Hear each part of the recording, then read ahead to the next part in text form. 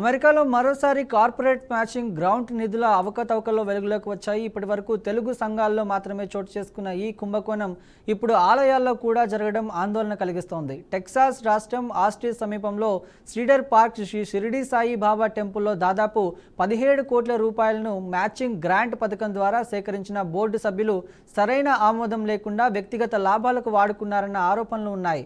భక్తులు ఇచ్చిన విరాళాలను డొల్లా కంపెనీలు మళ్లించి నిధులను అద్దెకు చెల్లించడానికి ఇండియాకు మనీ లాండరింగ్ చేయడానికి వాడుతున్నట్లు బయటపడింది. ప్రస్తుతం కొత్త కార్యవర్గం ఆ నిధుల రికవరీ చేసి సంబంధించిన కార్పొరేట్ సంస్థలకు తిరిగి చెల్లించేందుకు ప్రయత్నిస్తోంది. ఈ కుంభకోణం ఆరంభం 2007లో ఆస్టిన్ చేరిన జిల్ క్రేజిస్ ఎడ్వర్డ్స్ దంపతుల నుంచి మొదలైంది. వారు 2010లో 5 ఎకరాల భూమిపై ఆలయాన్ని నిర్మించి ప్రారంభించారు.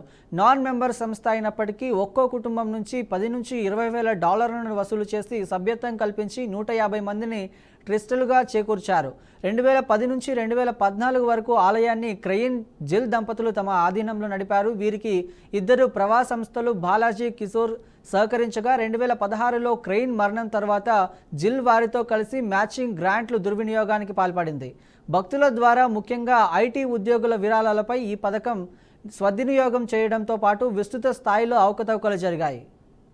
యాపిల్, వీసా, డెల్ వంటి కంపెనీల్లో పనిచేసే ఉద్యోగులను పావులుగా వాడి నిధులు సేకరించారు. ఈ ఆక్రమణలు బయటపడడంతో ఆ 4 ఉద్యోగులు కోల్పోయారు. ఇలాగే యాపిల్లో 20 మందికి పైగా, వీసా, డెల్ సంస్థల్లో కూడా అనేక మంది ఉద్యోగులు తొలగింపులకు గురయ్యారు. మొత్తం 120 మంది ప్రవాస సంస్థల కుటుంబాలు తీవ్ర ఆర్థిక ఇబ్బందులకు గురయ్యారు. ఉద్యోగుల కోల్పోవడంతో వందల కోట్ల విలువైన ప్రయోజనాలు కూడా కోల్పోయినట్లు స్థానికులు చెబుతున్నారు.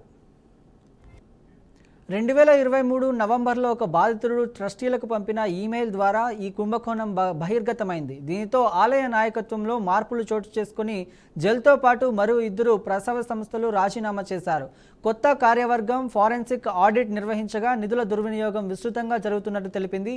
ఈలోగా జిల్ రెండో పెళ్లి చేసుకుని 2025 జనవరిలో డొల్లా కంపెనీ మూసేసి ఆస్టిన్ను వీడింది. ప్రస్తుతం ఫెడరల్ దర్యాప్తు సంస్థలు ఈ ఆర్థిక అక్రమాలపై సమగ్ర విచారణ జరుపుతున్నాయి. ఆలయ నిధుల భక్తి, సేవా పేరుతో దారి మళ్లించడం దురదృష్టకరమని ప్రవాస సంస్థలు ఆవేదన వ్యక్తం చేస్తున్నారు.